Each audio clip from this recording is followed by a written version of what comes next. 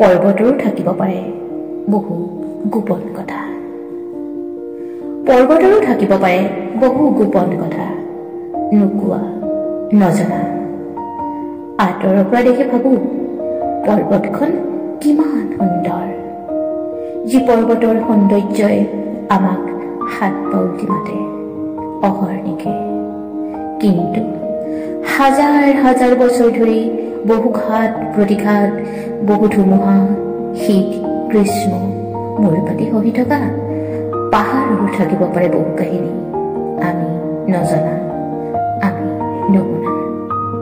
শ শ মানৱে যাৰ সৌন্দৰ্যত আকৃষ্ট হৈ যায় শৈলৰ বুকুত নিজৰ শান্তি আৰু সুখৰ সন্ধানত, সেই মানৱে জানিবলৈ আগ্ৰহী নাই গিৰিধৰৰ বুকুত সামৰি ৰখা বহু গোপন কথা।